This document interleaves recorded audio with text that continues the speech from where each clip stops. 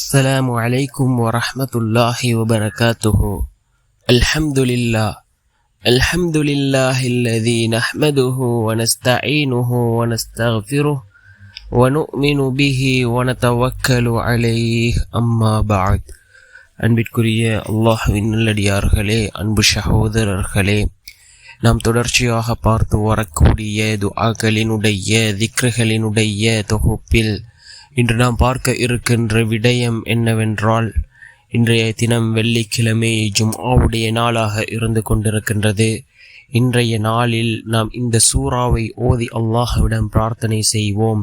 இந்த சூறாவை ஓதுவதன் மூலமாக அல்லாஹ் நம்முடைய வாழ்க்கையில் பல அதிசயங்களையும் அற்புதங்களையும் அல்லாஹ் ஏற்படுத்துவான். நம்முடைய பொருளாதாரத்தில் அல்லாஹ் அபிவிருத்தியை ஏற்படுத்துவான்.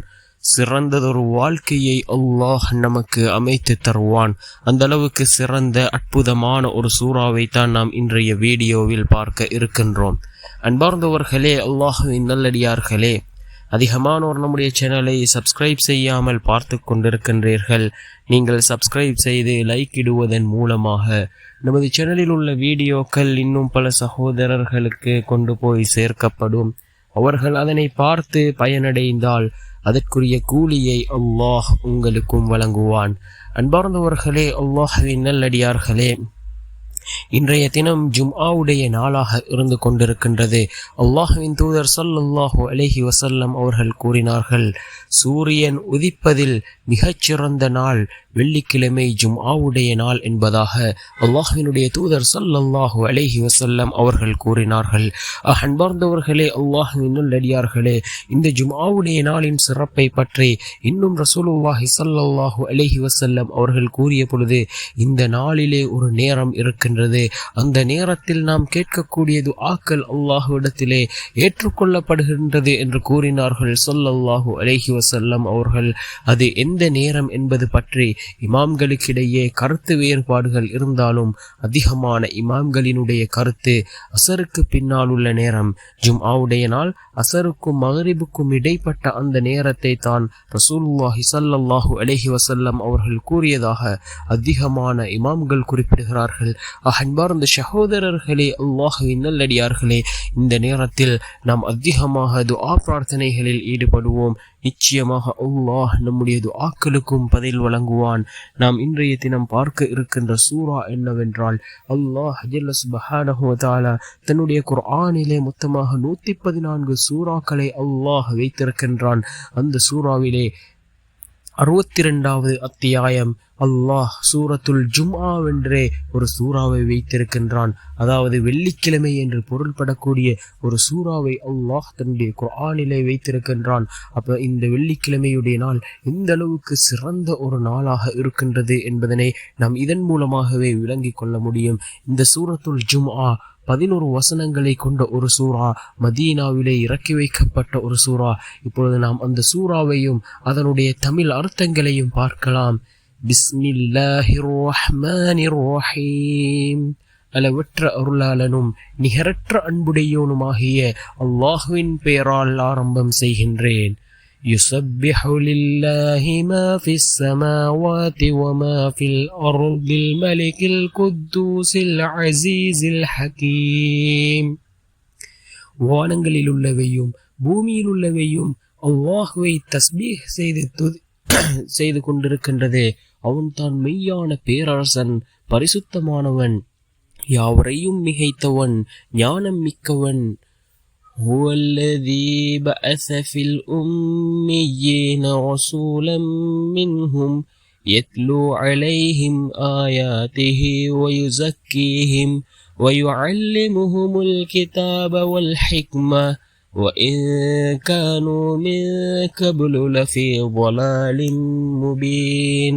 அவன்தான் எழுத்தறிவில்லா மக்களிடம் அவனுடைய வசனங்களை ஓதி காட்டி அவர்களை பரிசுத்தமாக்கி அவர்களுக்கு வேதத்தையும் ஞானத்தையும் கற்பிக்கும்படியான தூதரை அவர்களிலிருந்தே அனுப்பி வைத்தான்.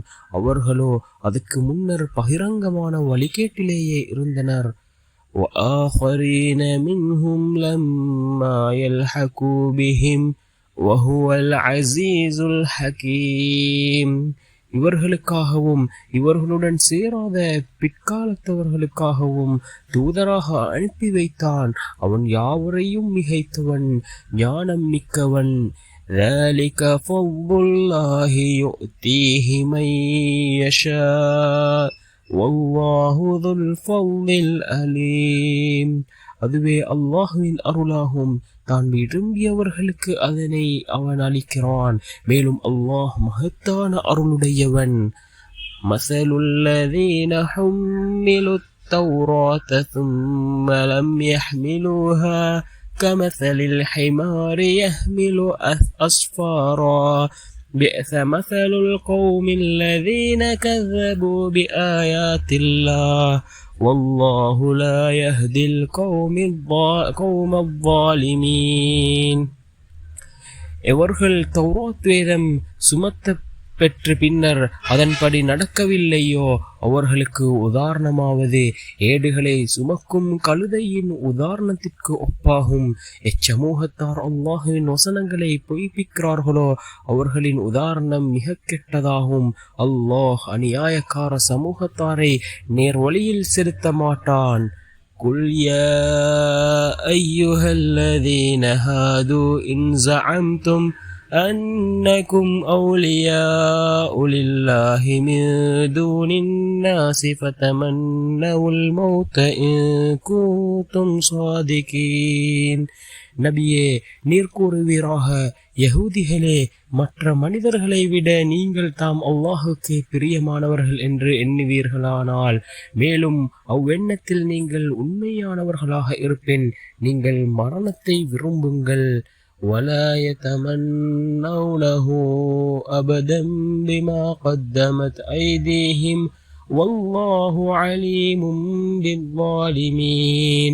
ஆனால் அவர்களுடைய கைகள் முற்படுத்தி வைத்த பாவத்தின் காரணத்தால் அவர்கள் அதை மரணத்தை ஒரு காலும் விரும்ப மாட்டார்கள். மேலும் அல்லாஹ் அநியாயக்காரர்களை நன்கறிந்தவன். குல் இன்னல் மௌத்தல்லதி தஃபிர்ரூன மின்ஹு فإنه ملاقيكم ثم تردون إلى عالم الغيب والشهادة فينبئكم بما كنتم تعملون.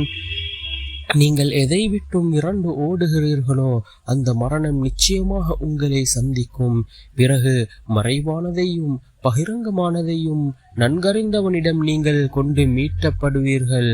அப்பால் அவன் நீங்கள் செய்து கொண்டிருந்தவை பற்றி உங்களுக்கு அறிவிப்பான் என்று நபியே நீர் கூறுவீராக. யா அய்யுஹல்லதீன ஆமனூ இதா நூதிய லிஸ்ஸலாத்தி من يوم الجمعة فاسعوا إلى ذكر الله وذروا البيع ذلكم خير لكم إن كنتم تعلمون. ஈமான் கொண்டவர்களே, ஜும்ஆவுடைய நாளில் தொழுகைக்காக நீங்கள் அழைக்கப்பட்டால் வியாபாரத்தை விட்டுவிட்டு அல்லாஹுவை தியானிக்க பள்ளிக்கு விரைந்து செல்லுங்கள். நீங்கள் அறிபவர்களாக இருப்பின் இதுவே உங்களுக்கு மிக மேலான நன்மையுடையதாகும்.